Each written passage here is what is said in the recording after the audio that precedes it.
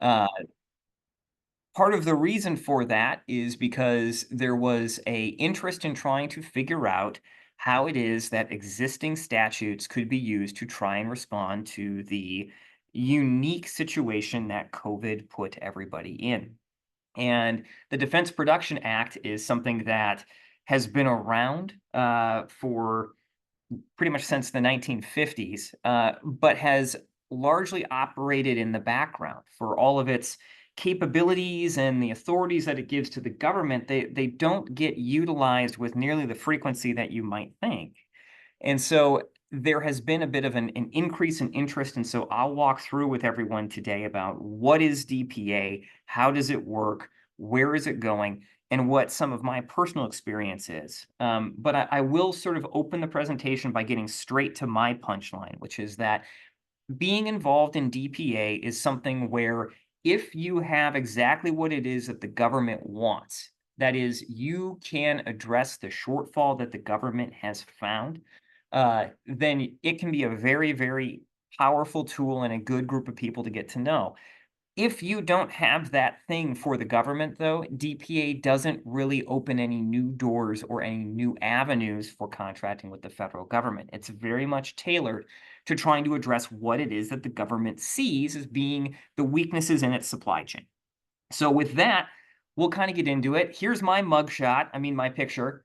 And I am a member with Schoonover and Moriarty. We are a boutique federal contracting law firm. So the only thing that I do on a daily basis is federal government contracts. That can include DPA matters. That can include small business contracting, bid protests, the whole nine yards. Yeah, I wouldn't be a lawyer giving a presentation if I didn't, of course, point out that this presentation is not designed to be legal advice. It's really just designed to kind of be an overview of what the statutory scheme is. And then if you have any specific questions that you might want legal advice on, feel free to give me a call after the presentation. Before rolling into it, the other thing that I'll do too is just do a quick plug for our blog. It's GovCon Brief. I will say that we have been very busy this spring, and so we haven't been regularly posting, at least not to the consistency that we had hoped. But nevertheless, it does have a whole bunch of past blogs, and we are putting new content out now a little bit more regularly. So if you like what it is that I have to say, if you like the presentation, if you think this is interesting or something you'd like to know more about, do check it out. It's another way that you can get some information about various federal contracting things. So with that, let's get into it. So what are we going to be doing here? What's sort of the 3-hour tour? And it won't be 3 hours, I promise. First thing we're going to do is talk about the origin and purpose of the Defense Production Act. Understanding where the act comes from and what its historical origins are goes a long way to being able to understand and contextualize today what it is that's designed to do, how it's doing it, and what the purposes are, and why it is that it doesn't really get utilized an awful lot, or at least if you're not specifically the target market for it, you're not seeing a lot of activity with it. From there, we'll talk about how it's structured. And a lot of that's going to come down to looking at how it is that the act actually broke up its individual statutes and what some of those things do and how they work together to try and give the government tools to address defense production needs. And then we're going to drill into specific authorities that are authorized by the Defense Production Act. We're going to look at Title I, which is going to be your sort of emergency readiness. We need something now. How do we do it? I kind of think of it as the J.G. Wentworth. If you remember those ads, it's my money and I need it now. Title I is sort of the government has an emergency and they need things now. Title III, on the other hand, is going to be all of the authorities that allow the government to build up its production base so that when it needs them under Title I, it has access to them. And then very briefly, we're going to look at a specific provision out of Title VII. Title VII is the administrative and sort of, kind of nuts and bolts, sets up meetings, it names committees, things like that. We're just going to look specifically at the small business provision because I'm going to try and highlight some of the ways in which the small business environment is handled under DPA, and it is very different from how it is that small businesses are treated generally in federal contracting. And I will also tell you that it is not nearly as advantageous. I'll hit you with that spoiler right now. Uh, but with that, we will get moving. So, Defense Production Act. To understand where it is that the Defense Production Act comes from, we need to go back in time. And specifically, we need to look at how the United States mobilized its industries to win World War II. If you think about World War II, the United States implemented a whole bunch of wartime laws that were designed to try and provide economic controls to advance manufacturing. And the whole idea was we need to find ways where the government can harness and leverage the defense production power available in the industrialized United States to go and fight a war, but not just any war, a war that's taking place on multiple fronts across the globe. It needs ships, it needs tanks, it needs planes, it needs all of that. And as a consequence, the United States becomes an industrial juggernaut. It is pumping out aircraft carriers and planes and tanks at rates that the world has not seen. But fortunately, we won that war. And so after we won, there was this sort of recognition, or at least hope, optimistic hope, that we're not going to have to do this again. We don't want to get into another conventional war. And on top of it, there was the impression that the nuclear capabilities of the United States had largely rendered conventional warfare obsolete. If you have a nuclear threat, what is the point of getting into a conventional combat? Because you've got the ultimate trump card in an A-bomb. So a lot of the wartime economic laws were allowed to expire. These were laws that, when enacted, had sunset clauses, and so they were allowed to essentially lapse. And because of that, industry pivoted back to civilian production. Industry went, well, it's no longer profitable to be in the business of making military equipment if the military no longer needs that equipment. So what we'll do is we'll pivot back to making microwaves and refrigerators and a whole bunch of other things, and sort of allow that defense production capability to lapse, because it also means that the demand isn't quite the same. So there's sort of a roll down of the defense production capability of the United States. The thing is that the Korean War popped up just a few years later. Now, this is a new conventional conflict, and the United States didn't have the production capability that it had become accustomed to through World War II to handle this new conflict. And the problem with that is that now, without having that same level of domestic production, how do you mobilize a country to go and fight a war on a new continent again? How do you do that? And what became pretty apparent was that there was a need for new legal controls. Those things that had worked in World War II, those combinations of economic controls and regulations, those were necessary to give the government the tools they needed to sort of kick the industrial base in the pants to start being able to immediately shift to produce what it is that America needed for its self-defense. And that's where we get the Defense Production Act. Here's the thing, and this is just the quick timeline of it. By 1945, we're seeing the end of World War II. The United States is an industrial juggernaut. It's making all kinds of stuff. The industry pivot then to non-defense happens in about 5 years.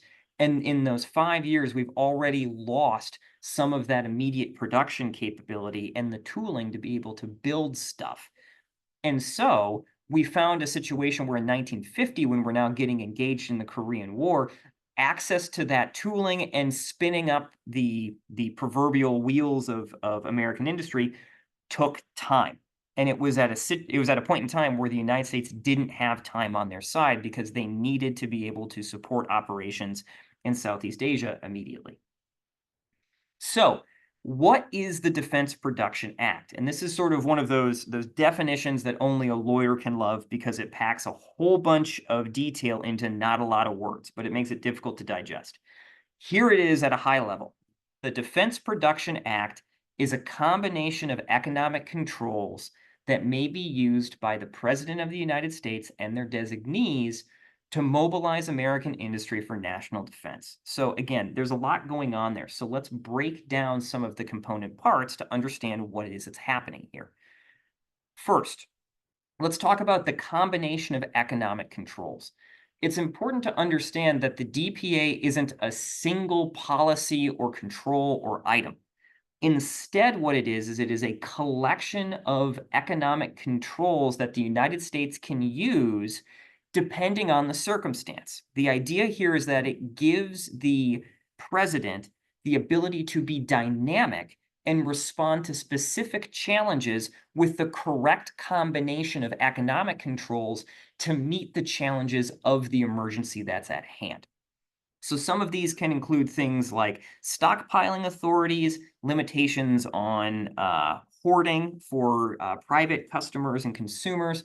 It can also range to investing in small businesses, whether it be through loan support or direct capital investment, or maybe giving government furnished property in the form of tooling to a industry to be able to build up their capability. All of these are economic tools that are available under the DPA, but the combination that gets used is going to vary based on what it is that the emergency is. So what this does is this represents the what of the DPA. What is it doing? It is a combination of economic controls to provide defensive support. The next is who can do it. It's the President of the United States and their designees. And there's some things that the President of the United States has to be the one to authorize. But in many instances, the President of the United States can delegate that authority to other individuals in the event of an emergency to allow decision-making to happen faster. And so what this represents is the who of the DPA. It's the President and other high-ranking officials. That's who can actually authorize the DPA and the tools that are available underneath it. And then finally, we have what is the purpose of the DPA? It's to mobilize American industry for national defense. And we'll talk about this a little bit later, but national defense has been expanded over the years to sort of include emergency preparedness items as well. But the whole idea behind the DPA is the United States government needs to be able to harness American industry when it's necessary to do so for its own defense. And so that represents the why of the DPA. It's to rally industry for common defense.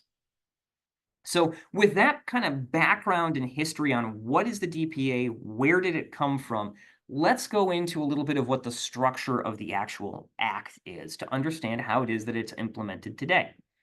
So the first step here is understanding what it is that national defense is. And national defense, in some ways, is sort of an intuitive definition, but it's also something that's got some interesting quirks to it. And so we'll talk about it a little bit.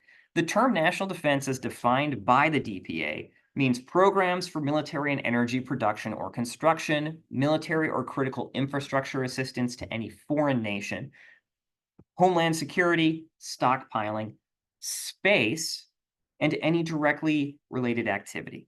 Now, there's a couple interesting ones here and a couple that I think are particularly relevant in today's context. One of the first things that I think is interesting is the express call out to energy production.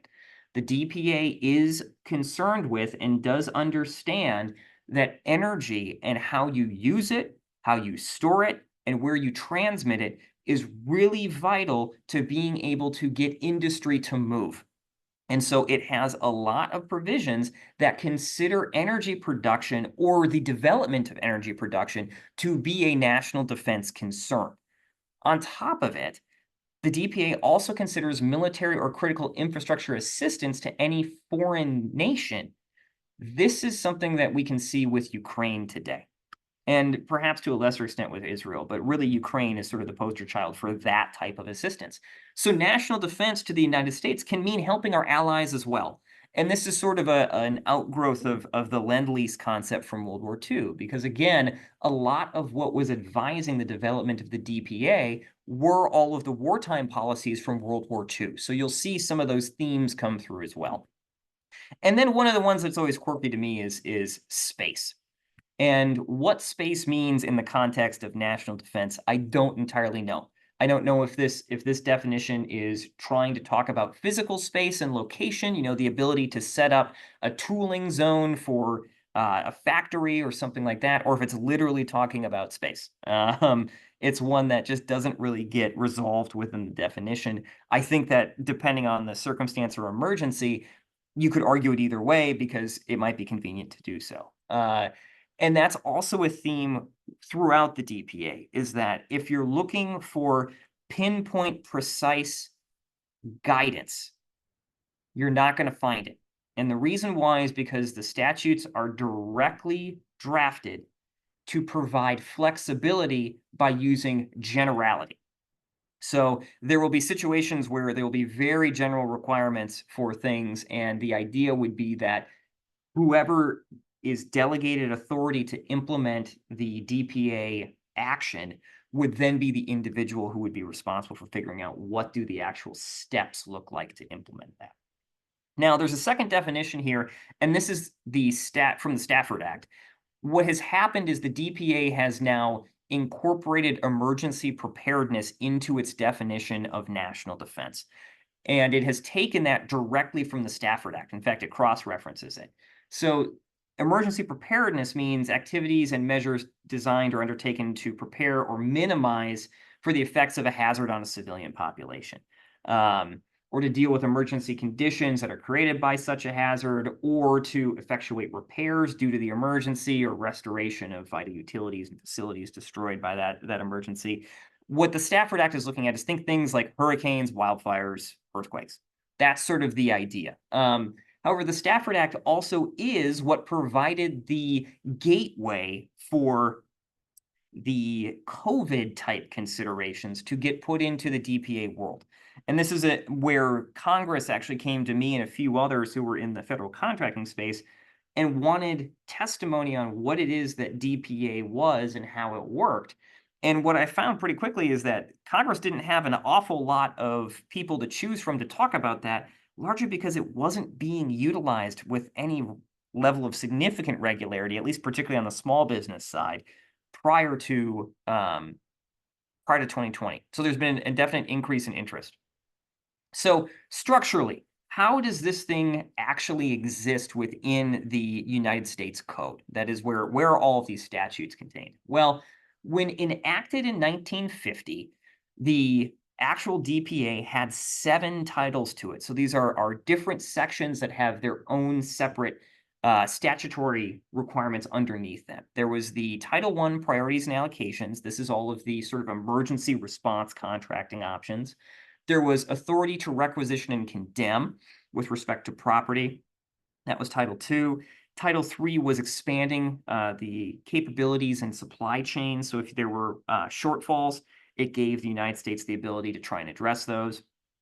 Title IV was price and wage stabilization. The idea was that you don't want there to be large upheavals in wage if you're trying to mobilize a workforce to actually build a bunch of machines for war. You want things to be as stable as possible in that regard. Tied into this is also Title V, which was settlement of labor disputes, and that one could be a little bit draconian. The idea being the government wanted the ability to make sure that labor disputes weren't going to interfere with the production capabilities.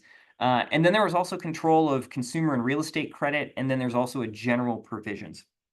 Now, one of the things when DPA was enacted is they put sunset clauses into it. They said, we're going to try this out for a few years, but if it doesn't work, we're just going to let it scrub off the books. What happened is that when it came time to renew DPA after 1953, Congress only renewed 3 of the titles, but it kept the structure. So if you're looking into DPA and you're wondering, well, why do we only have titles 1, 3, and 7? That seems like a really arbitrary set of title numbers to pick. The reason why is because historically there was a bunch of stuff between those other titles that filled out the rest of the actual title numbers.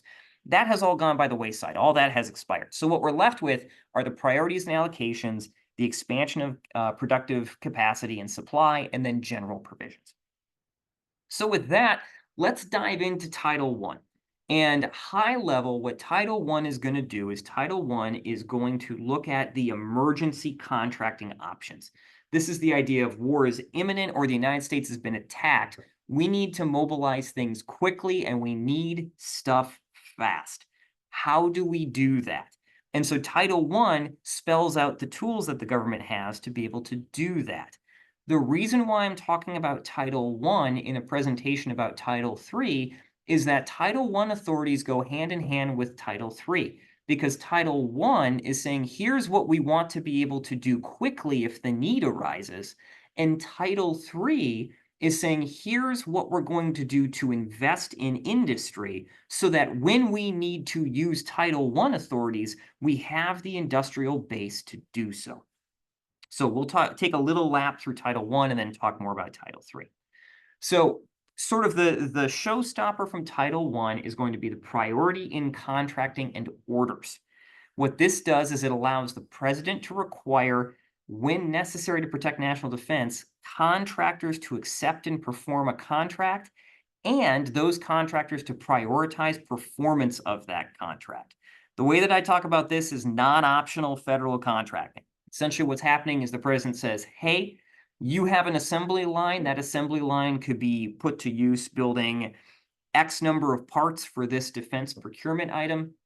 And so you're going to accept a contract to perform that work. You're going to tool up and you're going to build this for us, and you're going to prioritize that for me too. So that is sort of the compulsory contracting side of DPA. And this makes some sense. I mean, if you look at large businesses like Ford builds cars.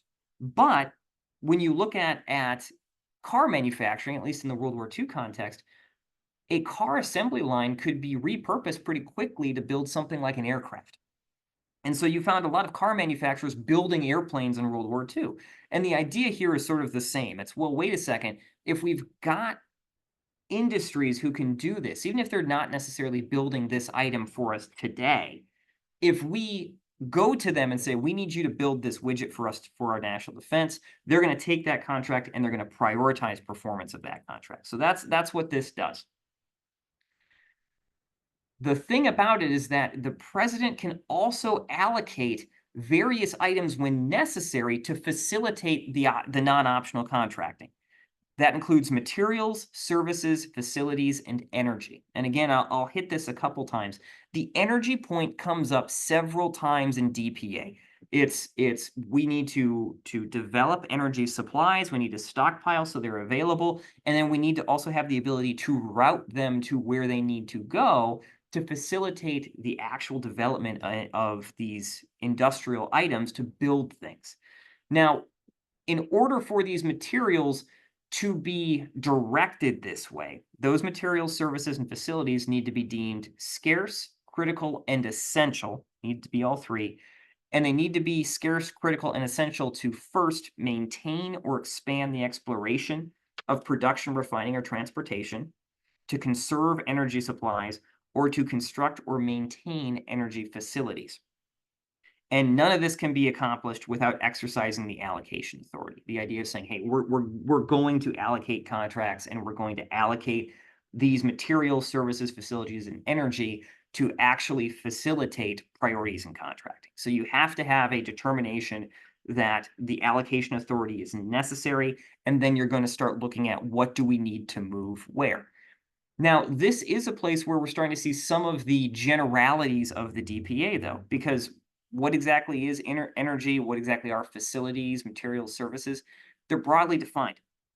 And so how it is that some of these items would be moved, who's going to get what, there isn't a lot of clarity to that. The idea is that in the event of the emergency, those who are delegated to handle the DPA administration would start figuring out answers to those questions. This is a slide that I always find kind of funny because it always takes me back to my days in COVID. Another one of the Title I authorities is a prohibition on individuals and companies from doing any type of hoarding. And there's two ways that this is prohibited. First is there's a prohibition on accumulating scarce materials in excess of reasonable business demands, personal or home consumption.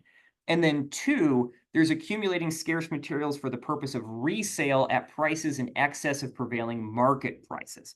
And both of these have really good COVID analogs. The first one, the accumulation of scarce materials, always takes me back to the rush on toilet paper. And that's like a memory I can't purge from my mind.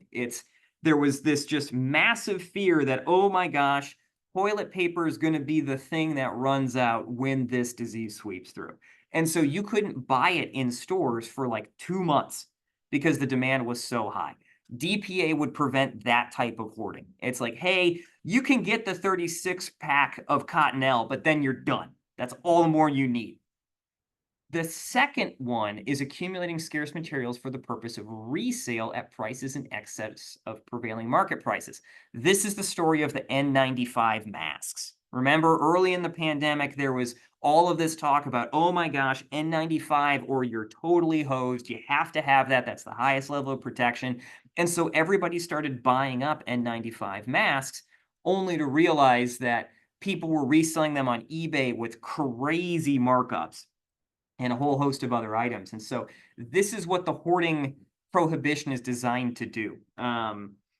It's something where actually I was scrolling through my photo reels on my phone about a month ago and ran across the picture of me standing very, very proudly in a Target aisle with my new 36 pack of Cottonelle in April of 2020. And so it just makes me laugh. And I always think of this slide. But that's the idea, is that hoarding is a big problem. If you're talking about trying to mobilize the industrial base, having access to the necessary materials and resources to actually convert those into tanks, planes, aircraft carriers, submarines, missiles, what have you, is really important. And so you need to have a tool to prevent people from trying to take more than they need to reasonably do defense production.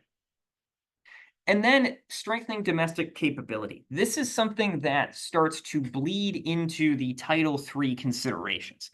And it's a way in which there is a synergy between Title I and Title III, but it's in the Title I stuff, so we're talking about it here.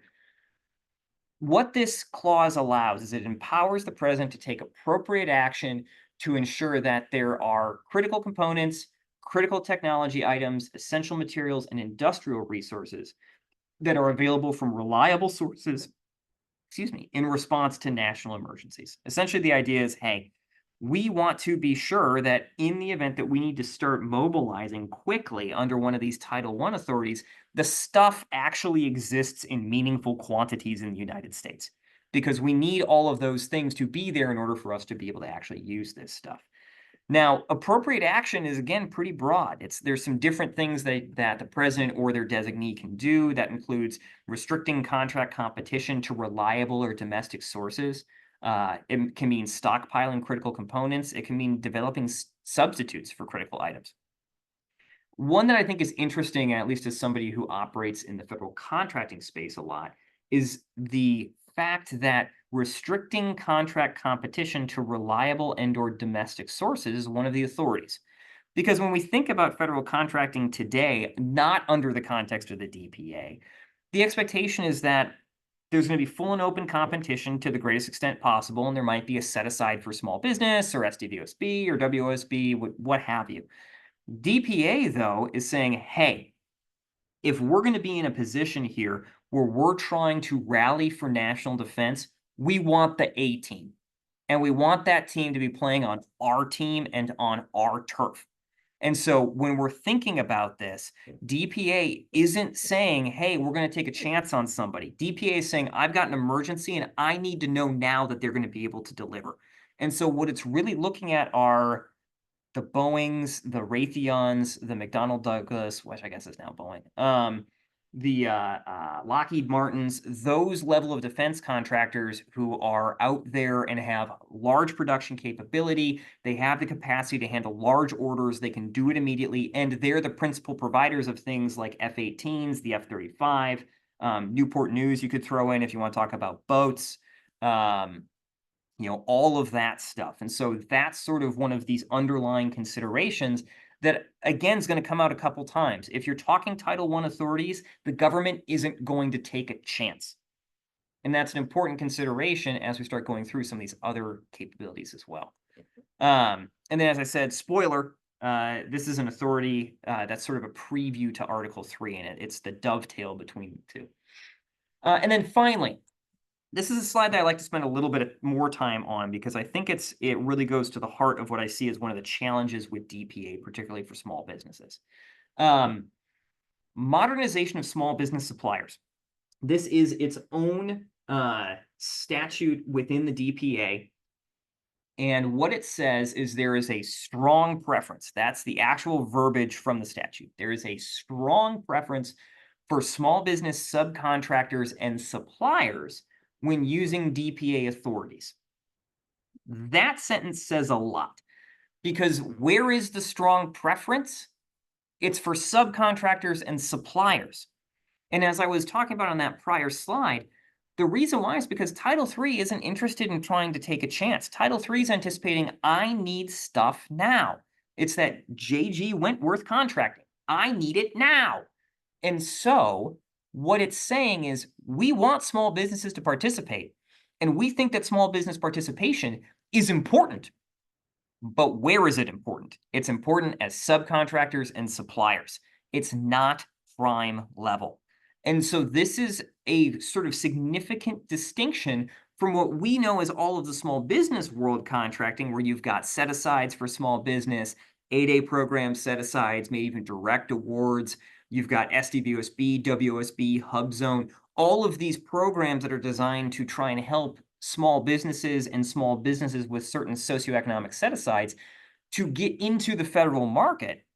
DPA doesn't do that. DPA says there's a strong preference if you want to line up as a subcontractor or supplier, but we're not going to compel the government to say it needs to use small businesses if we're talking Title I, because that means we've got an emergency on our doorstep that threatens national defense, and we want to know the people who we're giving the contracts to can immediately start doing it. Now, there's an additional special consideration that's given to small businesses in areas of high unemployment or with demonstrated patterns of economic decline. This sounds familiar to anybody who's in the federal contracting space for small businesses because it sounds a lot like the HubZone program, and that's sort of what it's doing. It's looking at those types of businesses, although it doesn't come with the direct baggage of the HubZone program. It's not a direct incorporation by reference, but it is incorporating some of the same concepts and saying, hey, in addition to the strong preference, there should be a special consideration for high unemployment and areas with demonstrated patterns of economic decline. Here's the challenge with both the strong preference and the special consideration. What does that mean practically for small businesses? I have no idea. I don't know what those words mean because there isn't a further description of what the strong preference looks like, or more importantly, what it is that's something that where the threshold is for that strong preference. Any type of contextualization for me as a practicing attorney is helpful because it starts to give me the idea of, okay, what is the strong preference and how strong is it? How does it work? How can we show small businesses, the path to getting that strong preference? Or how do we show this special consideration? But practically speaking, the DPA doesn't suss that out. I don't have the tools to be able to tell you what that strong preference looks like. And the reason why is because I think Congress wants there to be a strong preference, but Congress isn't willing to compromise for Title I authorities because it's concerned that those authorities will be used when there's an immediate threat to the United States. And then modernization of small business. Again, this is another one that sort of reflects Title III authorities, but it's in Title I. The idea is to try and then boost small businesses so that they might be given that strong preference. What it says is that Title III funds may be used to guarantee purchases of manufacturing equipment to support small business suppliers. But when you're looking at Title III proposals from small business suppliers, those small businesses need to receive strong preference when it has support of the agency, it can demonstrate arrangements that have been made effectively to utilize the manufacturing equipment requested, and then otherwise it meets the requirements of Title III. So this is an instance where strong preference is a little bit more defined, but that definition only applies insofar as we're talking about modernization capability. That doesn't address the question of, well, what is strong preference in the subcontracting sphere? But nevertheless, here's at least a little bit more detail that is helpful. The problem with it, though, that I have is that what we've done is we've said, okay, great. Small businesses can get a strong preference, but the way that they get that strong preference is if they already comply with every other requirement of Title III that they had to comply with, and they comply with two new requirements, which is that the agency is going to actually provide support for the guarantee, and that small business demonstrates an arrangement to effectively utilize the manufacturing equipment requested. And so it's sort of a classic example of we're going to make it easier for small businesses by making it administratively harder for small businesses. But that's sort of government for you. So Some examples of Title I projects, and this is sort of an interesting slide as well because it highlights what it is that Title I is being used to do. Integrated ballistic missile defense system, B-2 bomber, Air Force One, the MRAP vehicles, the mine-resistant ambush protected vehicles that were used extensively in the war on terrors, the Iraq War in Afghanistan.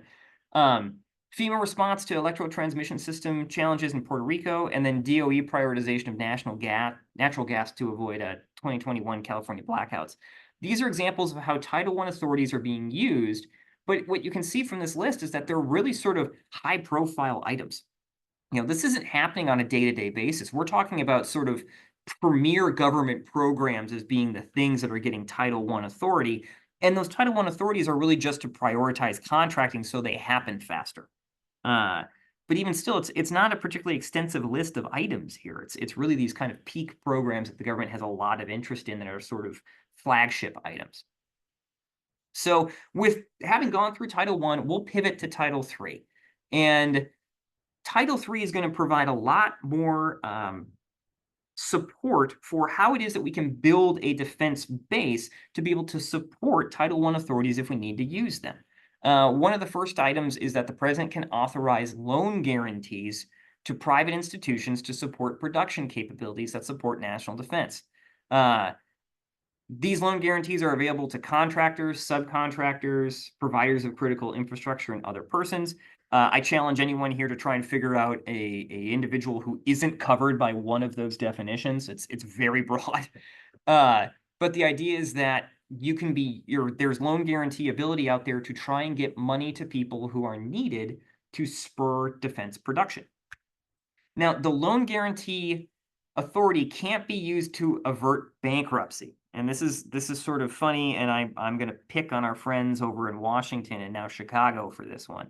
That being Boeing. Bankruptcy is something that you can't use DPA or loan guarantee authority to avert unless the bankruptcy would have a direct and substantial adverse impact on defense production and a justification of the actions provided to the various congressional committees.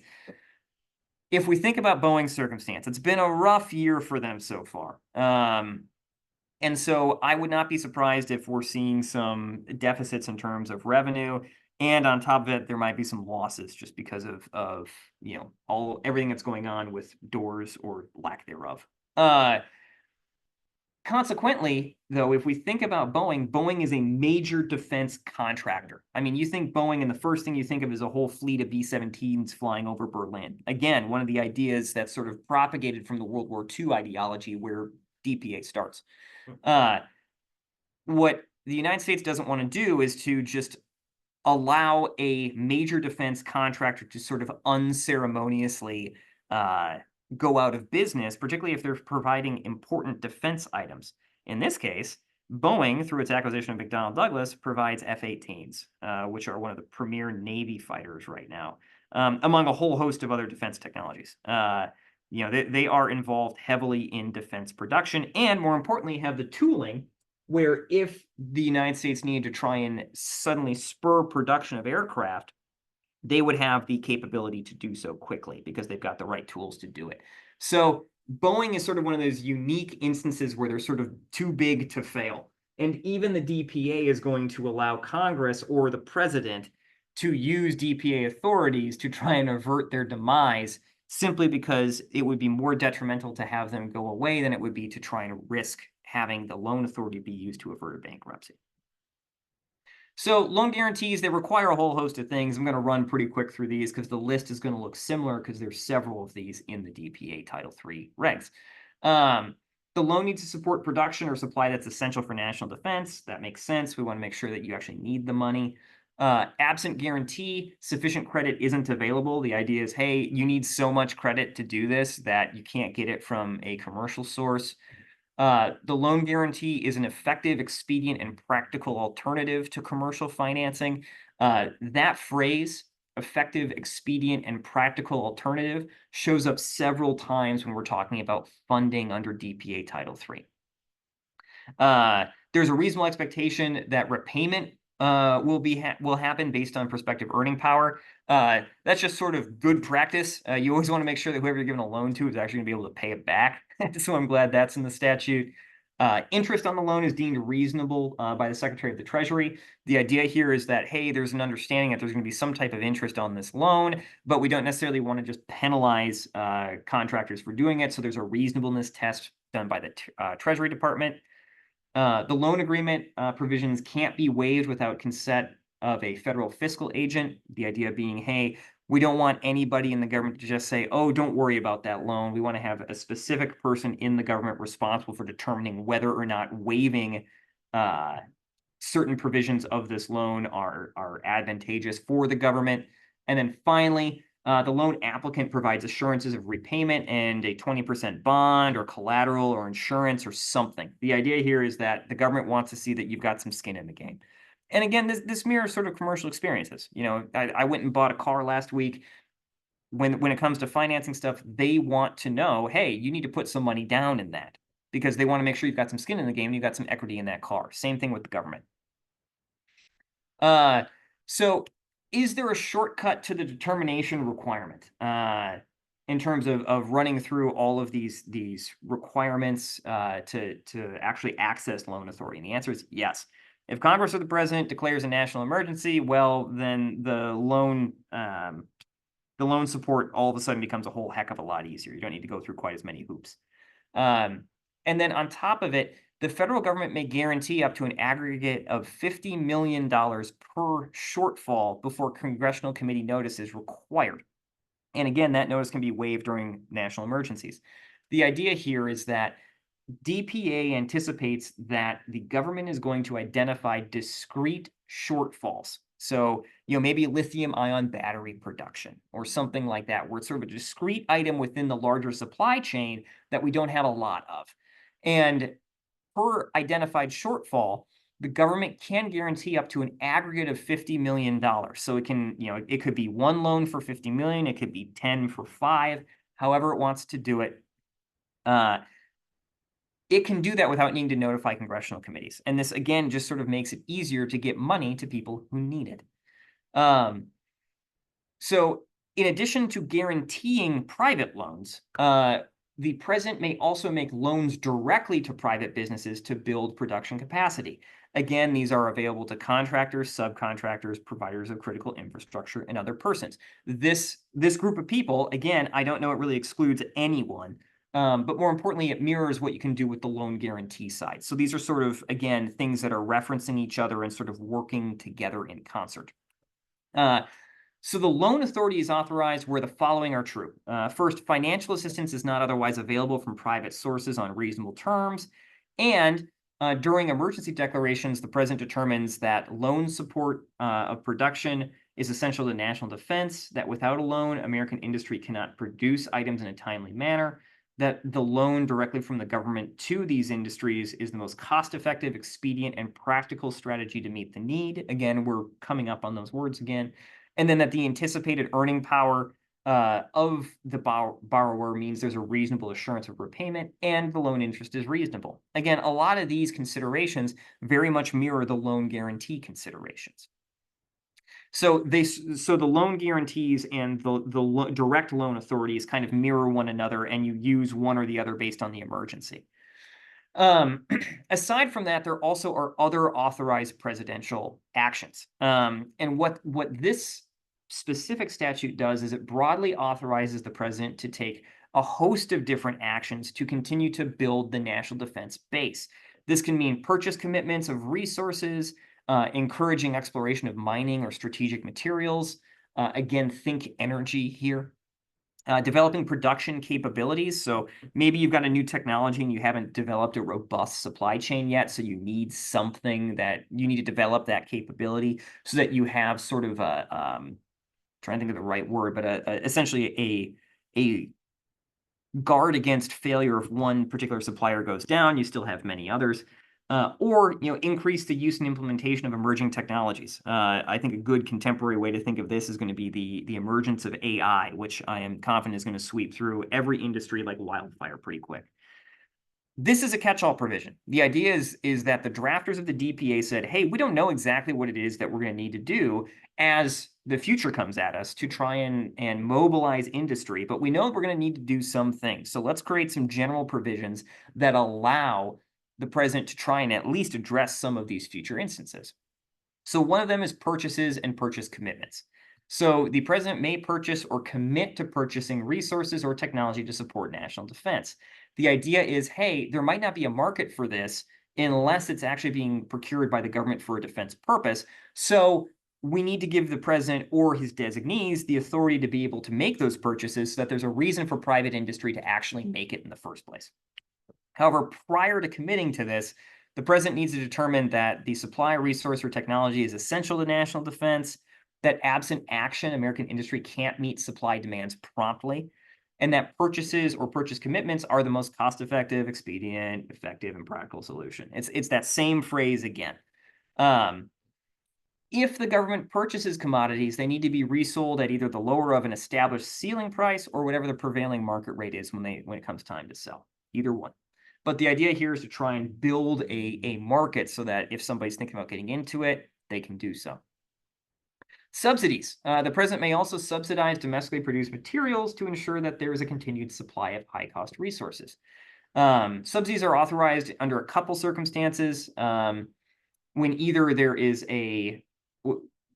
at generally fair market prices for a raw material, there will be a decrease in supply from high-cost sources that adversely impacts DPA objectives. That can be a necessary predicate for actually using a subsidy. The idea is, hey, look, if it's really expensive to go and mine this thing, but we don't really have any other way to do it, there might be a reason to go and subsidize it. Titanium being a good example of something that's hard to come by and hard to mine. So there might be a reason to subsidize the actual mining of that ore, because otherwise, how is it going to happen? Another is that if the cost of transportation has temporarily increased and threatens to impair maximum production or supply of a material at stable prices. There's a couple of contemporary ways that we can think about this. One example would be with the COVID pandemic and all of the mask mandates and everything sort of slowing down in supply chains. Maybe subsidies are necessary to keep trucking going at high rates if you need to do that. Another example is when that bridge almost collapsed. I think it was bridging Tennessee and I can't remember if it was Arkansas and Missouri, but regardless, there was the bridge that had that fatigue crack in it that all of a sudden it shut down a major thoroughfare that was east-west. And when that happened, it meant that a whole bunch of trucks had to reroute around that bridge to try and get east-west. And so it put a lot of traffic onto other roads, which made slowed things down and things like that. So maybe there's a subsidy necessary to try and offset the increased cost of going around so that you still have people and trucks who are getting to industrial centers quickly. Installation of federal property at private facilities. If it's determined that it would aid in national defense, the president can either allocate funds to improve industrial facilities through equipment purchases or expansions, procure and install federally owned equipment in private facilities, provide for the expansion or modification of private facilities, or transfer or sell federal property to private owners. The idea here is that, hey, tooling is a really important thing that we need in order to be able to build stuff. And when I say tooling, I'm talking, drill presses, Bridgeport machines, a whole bunch of cutting equipment, forging equipment, all that type of stuff. And so that tooling is expensive and it's a large investment and it's got a lot of capital resource necessary to make it happen. So if you need big pieces of equipment, you need money for it. So DPA says, hey, we need to give that money out. We need to have a way to get it to people. So this is another way that federal property can be used at federal or at private facilities to quickly get things up to speed. Finally, the Defense Production Act Fund. DPA Title III creates a fund because, of course, you need money if you want to do any of these things. The total ceiling for the fund is $750 million. Here I've got a slide on how it is that the government has been putting money into it. The resources that I had available to me cut off at 2020. Since then, there have been additional infusions of capital through subsequent funding bills, including some of the COVID work or the COVID bills and the NDAAs. But this sort of gives you a good snapshot of, the federal government's putting about $60 million on average into the DPA fund annually.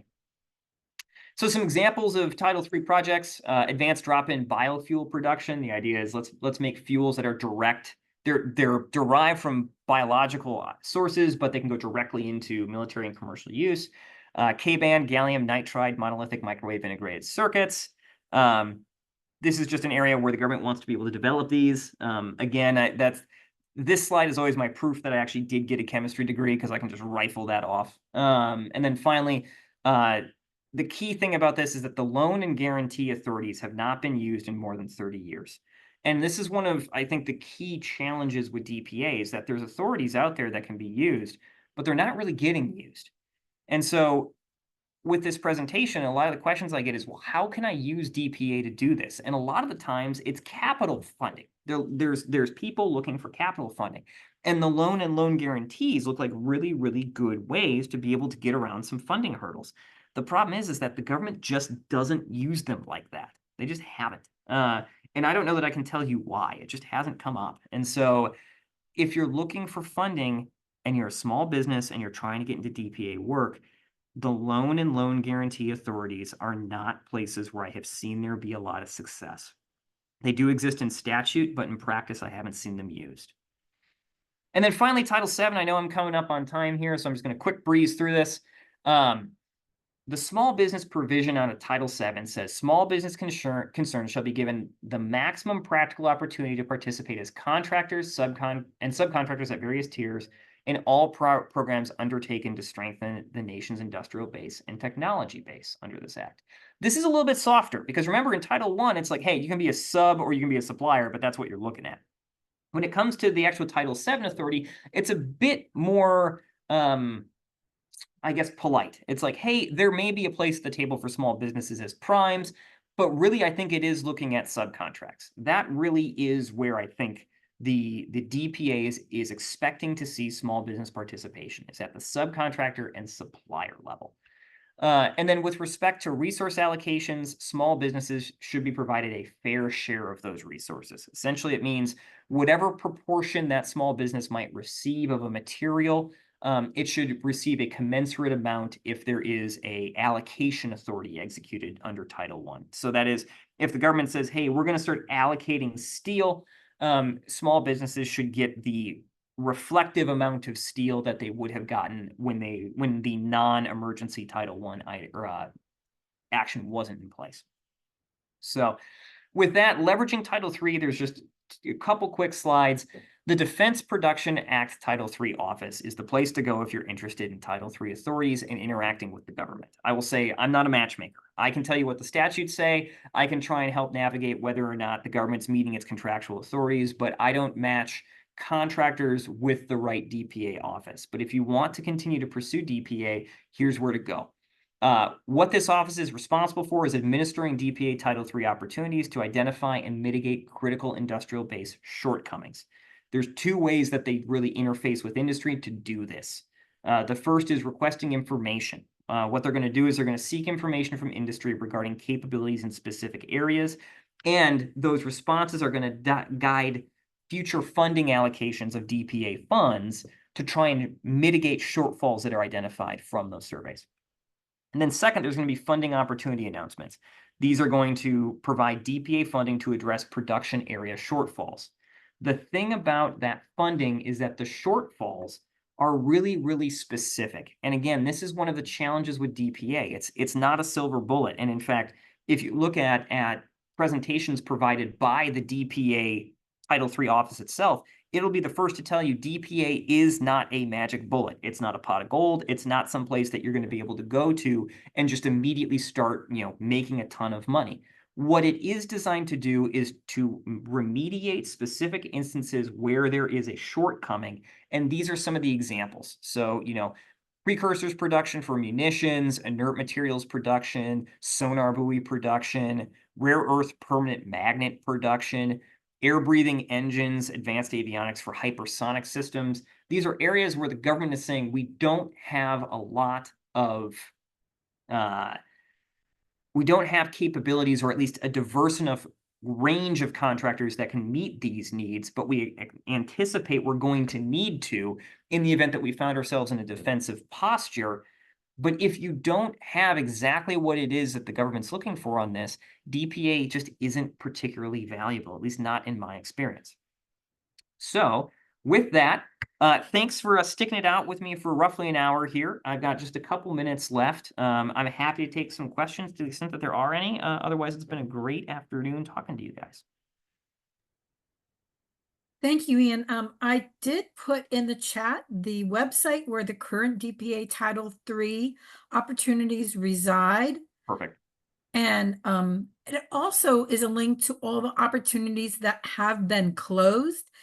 And I will say my experience has been there was an opportunity, someone reached out to our organization and they were interested in a closed opportunity. And the the folks that put it out, even though it was closed, said still have them reach out to us. Yep. So it doesn't necessarily mean just because it's closed that you can't still interface if that's an area that you can participate in. It's just not a guarantee. But feel free to go to that page. If Ian, if it's okay with you, would that I can actually even show the website so they can see Yep. it? Yeah, please. You need me to stop sharing my screen? Yeah. Ba-ba. Ta-da. There you go. All right. And I'm going to show that website. And while you're pulling it up, I will share. I'll share my experience too. I mean, one of the challenges I think is going on with DPA Title III right now is that unlike a lot of other federal contracting, that is the more traditional, small business and everything else where it's publicized on SAM and everything, DPA doesn't have that same developed feeder system, and so it's difficult to penetrate your way in. And so, in my experience, expect to hear no a couple times before you hear a yes. But if you do have something that you can provide the government that Title III is right for, there might be a path there for you. And as you can see, here is one. This is what they've had. You've got open all opportunities, close, and take a look. These are some of the things with the links to the announcements, but this is the website that I put into chat that you can explore. And And I'll stop. Karen, we did have a question Okay. in the chat box. Given the limited number of opportunities under DPA, what steps can small businesses take to better align their capabilities in future projects with large vendors? Oh boy. Man, that's sort of the silver bullet question right there. It's a good one. I mean, I think one of the things that comes to mind for me immediately is understand how it is that you fit into the market. And what I mean by that is really understand what it is that you sell and how it is that whatever you sell is utilized by either the primes or the government to get to where they need to go. If you're producing a gear or a lever or whatever that goes into an F-18, figure out how it is that works, and then start working the supply chain to be interesting for some of those larger contractors in the event that some of these DPA funds come to them. Another way to do it too is to look at it and say, hey, how could we sort of branch out and maybe diversify our offerings a little bit to make us more appealing for some of these businesses that might be getting money right now? The way that I'm thinking through this right now would be an example of someone like Raytheon that's making a lot of munitions. And so with a lot of munitions being used or given to Ukraine, there's a need to make replacements in the United States to refill our magazines. And so being in a position where you're making, hey, maybe I make the infrared seeker for a heat-seeking missile, or maybe I'm producing a integrated circuit for integration into a larger piece of equipment, maybe a missile, a drone, a radar.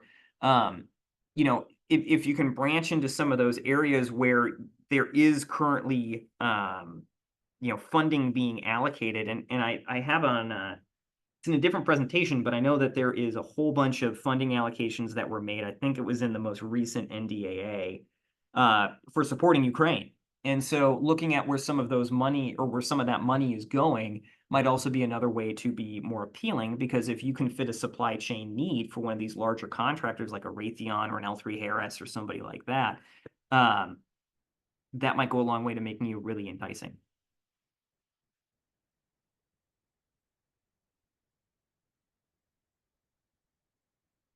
All right, I'm not seeing any other questions in the chat. Speak now or forever hold your peace.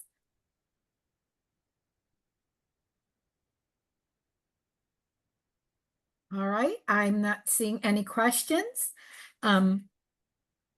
Yes, this was fantastic, Ian. I loved your presentation at our AppTech conference, and it was great again today. I'd like to thank you for being here, and I'd also like again to thank the other Apex Exciters who joined in on this, Anne and Jordan from the Southern Ohio Apex, Melanie from Arkansas Apex, and Jana from the Missouri Apex, and all your clients. Thank you for being here today. And Ian, thank you again for your time for a fantastic presentation as always. Absolutely. Thank you guys for having me. It's always a pleasure. All right. Thanks, everybody. Thanks all.